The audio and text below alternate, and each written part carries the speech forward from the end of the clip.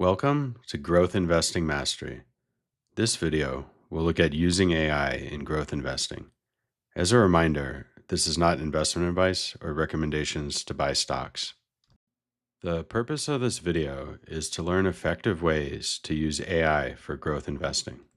And more importantly, we want to learn about fail patterns with AI that can hurt our returns.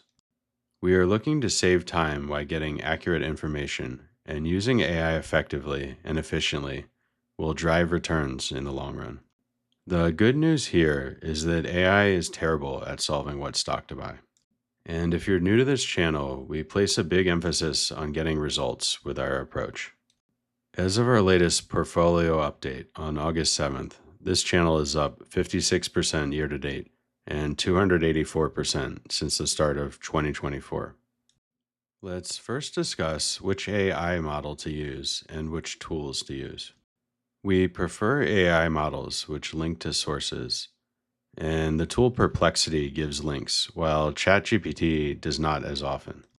And you can ask ChatGPT to give you links, but it's not the default behavior.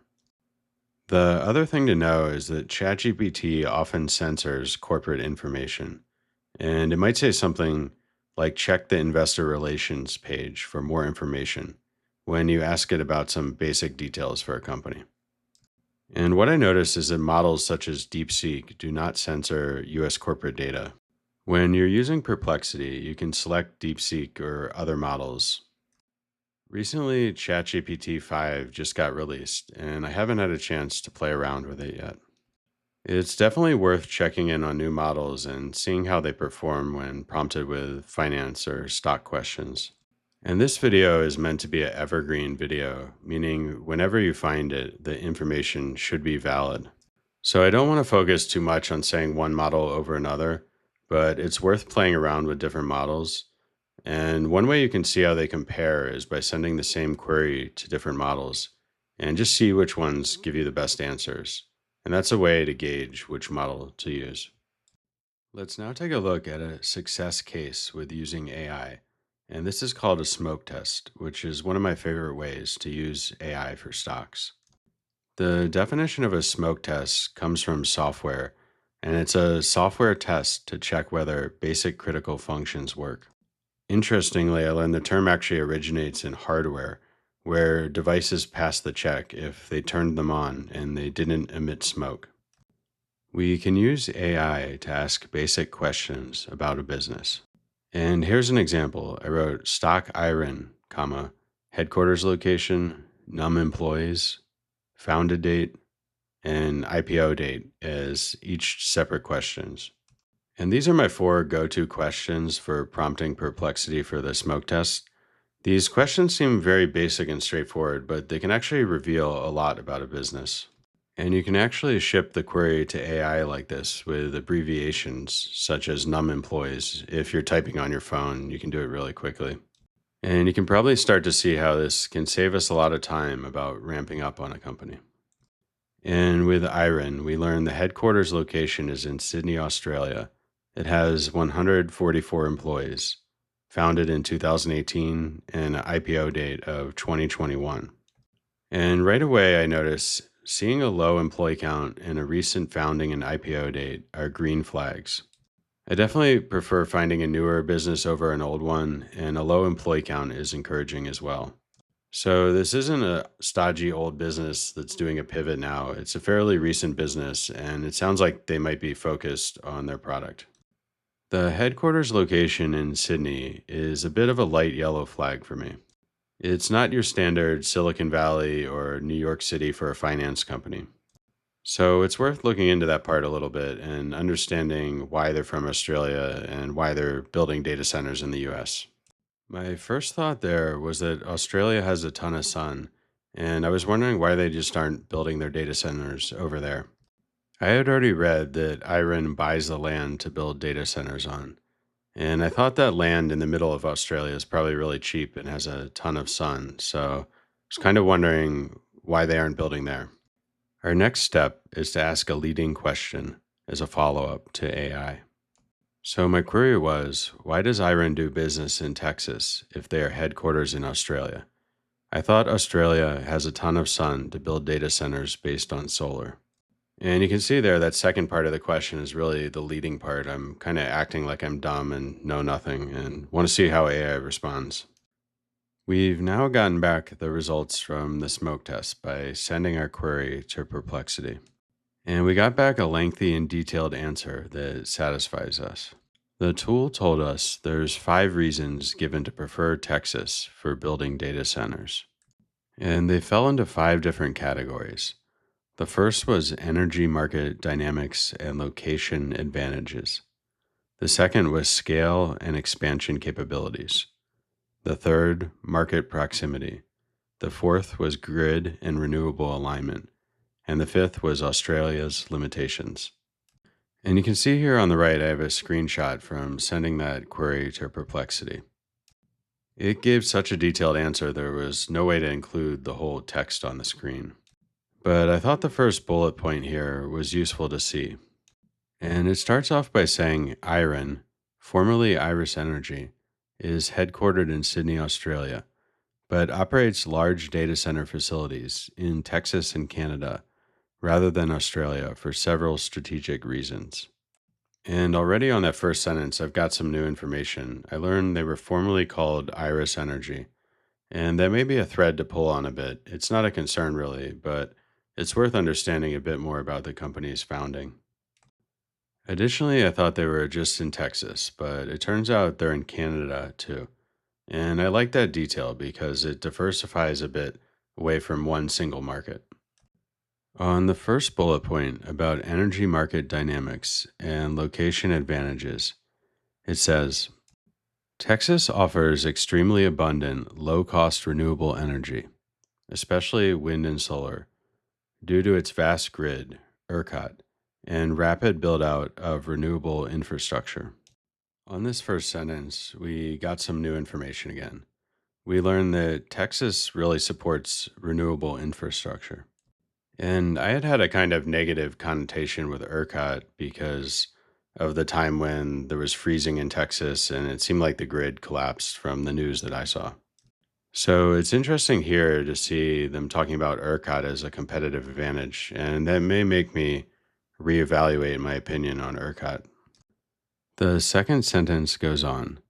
The region where IREN's primary Texas facilities are located is known as a wind and solar power hotbed, with frequent excess generation that can't always be transmitted elsewhere due to infrastructure limits. And from this second sentence, I start seeing my previous viewpoint about Australia was a bit naive. I was thinking, why don't they just build data centers in the middle of Australia if there's so much sun there? But now I'm realizing that idea doesn't make sense. There's no infrastructure there. And how would you transport it all the way to Sydney, for example? Additionally, the land outside Sydney may be more expensive as it's close to a big city. So it sounds like Texas really does offer some advantage for building these data centers. And I think it's a really smart move by Iron. So I'm liking what I'm seeing so far. The third sentence under point number 1 was that building data centers there provides an anchor customer to absorb surplus green power that would otherwise go unused, helping both grid stability and economics. Again, this is another sentence which gives us some new understandings. And the first term that really stands out there is anchor customers. So as I think about it, it makes a lot of sense that hyperscalers may want to stay in the US for part of their build out. And it's probably a lot easier to find customers in Texas for technology and AI based high performance computing than it is to get them to commit to build a data center halfway across the world in Australia. The other part of that sentence, which I learned something from, is it says otherwise the energy would go unused, and Iron's helping grid stability.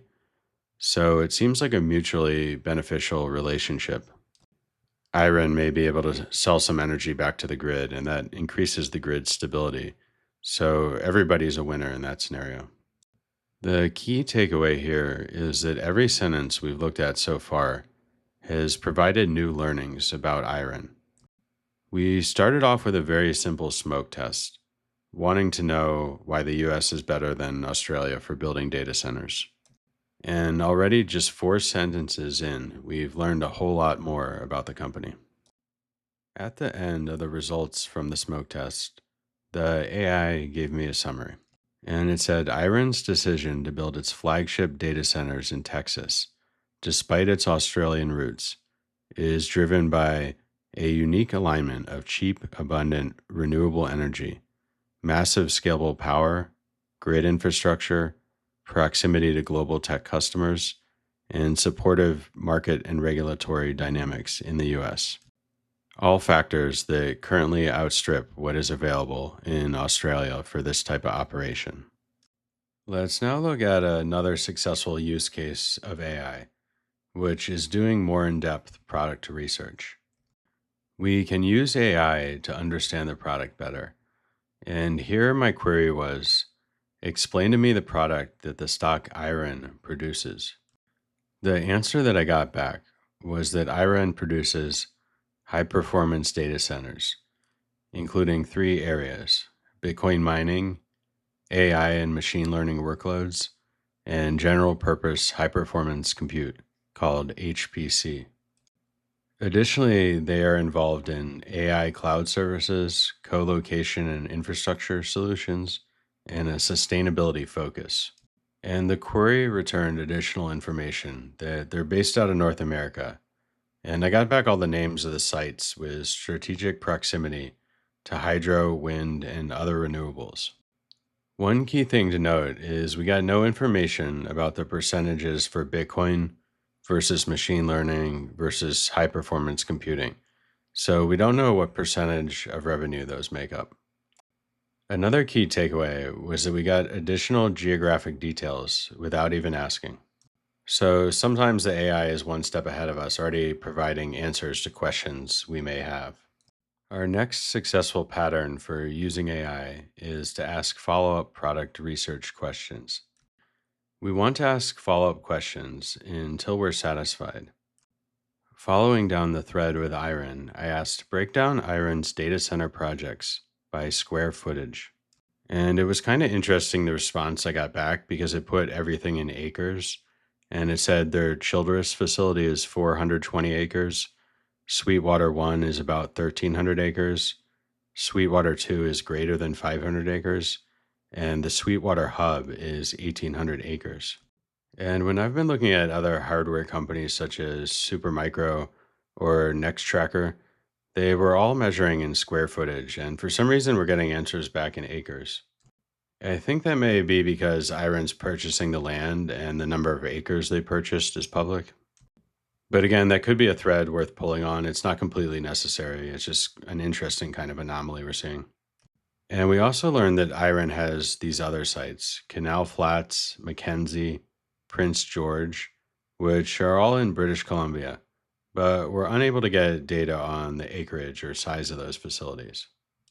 My next question was what percentage of projects are based on solar for Iron? And I did not get a clear answer, but it did say that 100% of projects are based on renewables. Iron doesn't break out between solar, wind, or hydro. And I'm kind of surprised this part of their game plan is not public because otherwise the company gives a whole lot of details about what they're building. And I'm basically okay with that. I think it might be for competitive reasons. They don't want their competitors to see what percentage of solar or hydro they're using because it may indicate where their efficiencies or competitive advantages lie. We also learned from that query using grid connections that take advantage of local oversupplies, and that's for both wind and solar. So we again see the tie back to Texas and why Texas is a competitive advantage for Iron. The last query that I asked was break down revenue for the company between Bitcoin and HPC. And here's where we get a bit of a curveball. We learned that Iron's last quarter was 95% Bitcoin revenue. We also learned in their latest July update, 83.6 million out of 86 million of revenue is from Bitcoin mining. Before this query, we weren't sure what percentage of revenue is coming from Bitcoin. And we learned a key detail that they're still primarily a Bitcoin miner that is moving to HPC. Pulling on a few more threads, I learned that HPC has higher margins, and that's the reason for moving to HPC from Bitcoin. Taking a look at another success case with AI, understanding unclear text can be a powerful use case for AI. I was recently reviewing American Superconductor with symbol AMSC earnings report, and superconductors are a technology I'm largely unfamiliar with.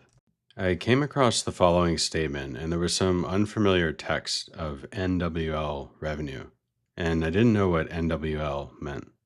So I ended up prompting AI, help me understand this text from American Superconductor's earnings. The text was this year over year increase was led by organic growth and the contribution of NWL revenue. So I had no idea what NWL is, but then I learned from AI it's an acquisition and the company's name was NWL.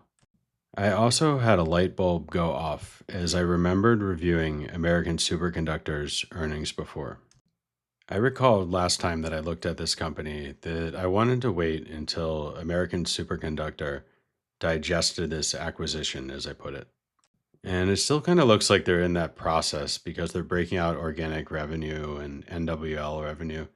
And that makes it kind of hard to do these apples to apples comparisons to see if we're really growing or if the company is just growing by acquisition. We definitely prefer that organic growth over acquisition as it makes sure that the business has real accelerations and isn't just growing by taking debt or dilution and buying another company. I then asked a follow up question about the acquisition. Tell me the terms of the deal and when it closed. From this, I learned that the deal was 61.4 million in total. 25 million of that was paid in cash. 34.1 million was paid in stock, and there was 5 million in incentives if the management team does well. I had a second follow up. What did NWL provide? And the answer I got back was power supplies, transformers, inductors, capacitors, and electrostatic precipitators. And one key takeaway here is we don't want to waste too much time understanding every detail of the product. We do not need to understand what electrostatic precipitators are. Sometimes what happens is we can go down a huge rabbit hole trying to understand some niche product, but it's not really worth the time. We might end up finding ourselves watching a 30-minute YouTube video on electrostatic precipitators and realizing we're taking a science class right now. We're no longer investigating the stock. Another successful way to use AI is to brush up on basic financial definitions. One example might be to ask AI, explain the difference between net income and EBITDA. This may come up if we see a company reporting a large EBITDA number, but a low net income number, and we're wondering what's the difference here? We might ask a follow up, what are the pros and cons of using EBITDA or net income to measure profitability? And sometimes we might just forget something really basic, no matter how much experience we have. So we might ask, does sales and marketing go under operating expenses? And a question like that might come up if we saw really low operating expenses for a company, but we were thinking, doesn't this company do a lot of sales? And I thought sales was in OpEx. Sometimes a company will use a term we haven't seen before. For example, a healthcare company is reporting adjusted revenue numbers, and we might be wondering, what the heck are we adjusting revenue for? So we can ask AI, why would this company or any company have adjusted revenue? And this is when we learned some pharma companies do something called true ups or reimbursement adjustments. The basic idea there is the company may sell their drug in Q1, but the insurance company doesn't reimburse them until Q2 when they actually receive payment. So in their case, they like to use adjusted revenue. We can also use AI effectively to ask about custom metrics for a specific company. A lot of companies have metrics which are only important to their business, and they've made a custom definition. And an example query we could send to AI is Paymentus has a metric called contribution profit. What does that mean? Let's now take a look at some failure scenarios using AI. And the first one is this stock a buy? And you've probably tried this query at some point. I've tried it too, just to see what AI is capable of and what arguments it makes. But the real issue is that AI is inherently a yes man. And the systems are designed to give you an answer, even if the AI is uninformed about the stock or the question you are asking. The final product will just be AI slop, and it's giving random reasons to buy the stock. Let's look at some examples and what happens if we ask AI about different companies. And asking AI about Microsoft is likely to produce a buy rating. The stock's gone up historically over a very long time period, and it's practically universally recommended. There's a lot of positive articles on Seeking Alpha, so there's a lot of sources saying this is a good stock to buy. But what if we ask about a stock we own and we're really enthusiastic about it? It's called Health and Tech with symbol HIT. The issue here is it's an unproven stock, and the stock had a huge drop in stock price, which got some clickbait articles. The stock was recently under $1, and they were technically facing a NASDAQ listing issue. The AI sees this as an unknown name, a big liability potential, and they don't want to give the user of AI bad advice. AI will not find many buy related recommendations, and it will emphasize all the risks. Microsoft's clearly the better buy, will be the determination of the AI. And one thing to keep in mind is the AI cannot make subjective takes on the narrative. And this is good for us as investors. It means it's very far from being solved if AI can really build a stock portfolio that outperforms. A huge part of our approach is the narrative or reading between the lines. This can be something simple like noticing management seems really enthusiastic on the latest call. By reading between the lines, we can see that management's having trouble containing their excitement about the prospects for this company. On the other hand, with numbers, AI does not have a properly defined function for determining accelerating financials. And it's quite challenging to program some function like this and give it to AI to use as a function. So, what AI is left with is it doesn't really know how to analyze financials properly because it has no guidelines, and pretty much every article online tells you something different. Additionally, sentiment analysis fails because every management spins. When management obtains poor results, oftentimes they'll emphasize all the silver linings.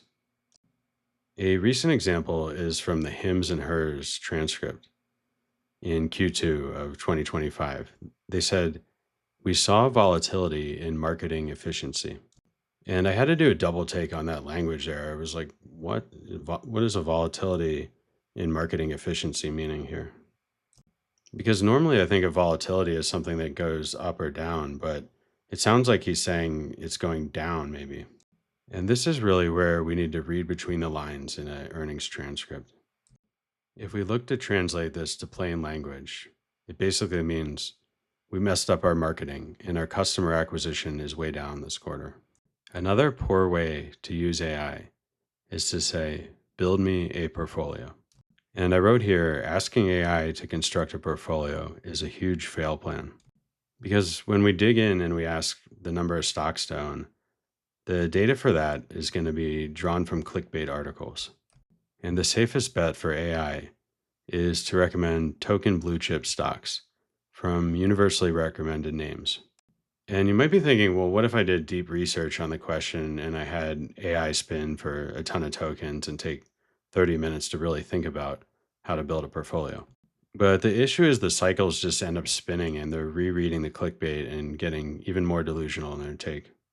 And again, this is where a stock like Health and Tech has zero chance to get recommended, even though this is a stock we really like and found out about recently. It basically means AI is unwilling to take a chance and recommend a name that's growing but isn't well known. But those are two qualities we actually really do want. We want a company that's growing and maybe is off the radar a bit. So the bottom line is AI has no formula or function to build a portfolio. And AI will get you an answer no matter what, even finding bad information or hallucinating in quotes. Another fail case for AI is using it to summarize an earnings report. And this point might be a little bit more debatable than the others, and feel free to leave me a comment on this one. So, services such as FinChat offer AI summaries of conference calls, and you can end up having a 10 or 15-page transcript get down to about 3 or 4 paragraphs highlighting the key financials and summarizing the key points. We can also even upload transcripts or 10K forms to the AI. So we could take the last year of filings and earnings transcripts and upload all those and then start pinging AI with questions on those transcripts. And at first, that seems like a really smart idea. And I thought I would try that too. And I would sometimes upload a 10K and say, like, find me the top concerns or how is the sentiment here, or just asking random questions to see what I can get out of it. And it never really worked out that well where I found something really important doing this method. So I've kind of abandoned that approach. The AI will condense the report down to about a page or less. But I wrote here, do not rely on budget cliff notes that AI provides. And reading between the lines on the transcript is essential. And this is often where we find key elements about the narrative of the stock. Sometimes management just seems blindsided by the questions they get in the question and answer session. And that's a really hard thing for AI to determine what's going on there. Maybe the analysts keep prodding management on their guidance. Their guidance seems weak for the rest of the year, and they backed out the numbers and they're forecasting a sequential decline.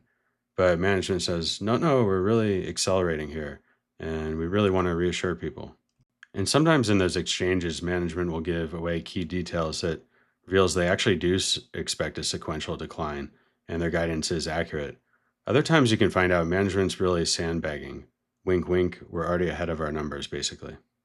Another key point is we're looking to take our time reading the transcript and understanding the transcript. We are underlining key points in the transcript with a pen, and we're looking over the words carefully. I also wrote here, having AI summarize is even worse than skimming the transcript, because at least if we skim the transcript, we have that chance to pick up that there was this weird interaction on the Q&A between management and analysts where analysts were asking about guidance and management got defensive or maybe tried to please investors too much. The last point here is AI has no defined function to know what's important to growth investors. Another potential fail scenario for AI with growth investing is to say, get me the financial data. I wrote here, asking AI for historical financials is a bad idea. The system is trained to get an answer or fill in the blanks no matter what. So maybe 98% of the time it gets the data correctly, but 2% of the time it gets the company mixed up, or it's missing Q3 data, so it just puts Q2 data in there and extrapolates out some numbers. We have to consider the case where the system cannot find the data. And AIs are not always hooked up well to data providers. What if the data provider is down when the query happens? Imagine just getting one number wrong. We think a number is actually a financial acceleration in revenue, but the actual number shows a decline, and the AI gave us bad data. I wrote here, just use your data provider like Koifin, FinChat, or Ticker, or whatever data provider you have. And at least in Koifin, if they don't have a number, say EBITDA numbers are missing or net income numbers are missing, usually for a smaller stock, it will show that there's a blank spot there that the data is missing. And it won't try and do like what AI does and make up some random number about what revenue they got. And I added one caveat here of what I consider an okay use case. And I say okay because it has some potential, but some drawbacks as well. And this is something like saying to AI, find me links to DAU number analysis on Reddit with symbol RDDT. And you're likely to get a fair number of links back, but you really want to check on the quality of the data. If it's just a blog of somebody, make sure they have a reputation or it looks like well presented data. What you don't want is to have AI draw conclusions off clickbait. Another failure scenario with AI in growth investing is trying to validate a short report. There was a short report on the company AppLovin with symbol app a few months ago, and the stock dropped significantly when the news of the short report came out. And quickly I got to my computer and wrote to AI, In an effort to research, I asked Perplexity, any legitimacy to the claims that AppLovin is engaged in click hijacking in quotes? And AI gave me a response. There was an emphatic yes. AppLovin had been found click hijacking. And I remember almost my heart sank for a second because I was thinking, like, what, really? Are they doing some sort of scam? But then I said, wait a minute. And I looked at the sources that Perplexity provided. And the only evidence that AppLovin engaged in click hijacking came from the short report itself. The second link it provided was to Saul's board, where the short report was being discussed by myself and other investors. And it was kind of crazy to see AI seed that short report as absolute truth because it came back and said AppLovin was definitely doing click hijacking. And I found that really crazy and kind of started to understand how AI is pulling in data a bit better. And there were zero other sources to validate the claims. There was no Reddit threads. There was no discussion forums about this topic. There was literally nothing else about click hijacking from AppLovin. And the conclusion here is AI will take bogus short reports as pure truth. I wanted to talk about one more fail scenario, which is using keyword search in transcripts. And this may be a bit more machine learning or linguistics, but I thought I might be able to get an edge with this experiment. I had the idea that searching keywords could provide an edge to find growth stocks. I had recently seen Koifin offered a transcript search function, and I thought to test it out. I remember seeing this phrase crack the code a few times in the previous earnings season. For example, Astera Labs said they had finally cracked the code, and it seemed like really strong, enthusiastic language coming from them. So, my experiment was to search transcripts for colloquial phrases such as crack the code or hitting it out of the park. And I also tried searching for more standard phrases like massive acceleration. But the results I got back were surprisingly poor. And I got back a number of companies with negative revenue growth and poor profitability. And at first, I was thinking it's so strange that companies that aren't doing well are using phrases like crack the code, and we're seeing a massive acceleration even when their business is failing. And I put this question, why doesn't this work? And the answer is management knows the right language to spin, and even negative growth companies will emphasize all their silver linings. Another fail scenario in growth investing is to use AI for sentiment analysis. And I could see this point being debatable as well. And maybe in a few years, sentiment analysis will have really advanced too. So it depends what timeline we're talking on. But my idea, as I had mentioned, was to upload a transcript or 10K and start asking about the sentiment. And I tried to give AI a scale to define the sentiment. I said, on a scale of 10, how positive is this call? The issue with that is that in earnings transcripts, AI will almost always find positive sentiment. It will take an incredibly negative report before AI will say something's wrong here. And it again leads to the question, why doesn't this strategy work? This seems like a good idea. Let's consider a real scenario with Elf Cosmetics. They gave disastrous guidance that many analysts asked questions about. Yet the CFO emphasized how incredibly proud they are of the team. When challenged on the guidance, she doubled down, saying, we are super proud of our results and team. What happens here on a technical level is AI will parse phrases such as super proud of our results, and they'll get a 10 out of 10 on the positive scale. The AI is unable to read between the lines and see that the CFO is in a really defensive spot right now. And I wrote here, use your advantage as a human to read between the lines, as we can still do much better than AI at sentiment analysis. On this slide, I wanted to talk about some experimental features in AI through Perplexity Finance. And this just got released a couple weeks ago. It's just perplexity.ai/finance. And there's some new experimental features which show a lot of promise. And the company seems to be targeting the niche of finance. And since I already use Perplexity anyways, I was pretty excited to see that they're building out this niche.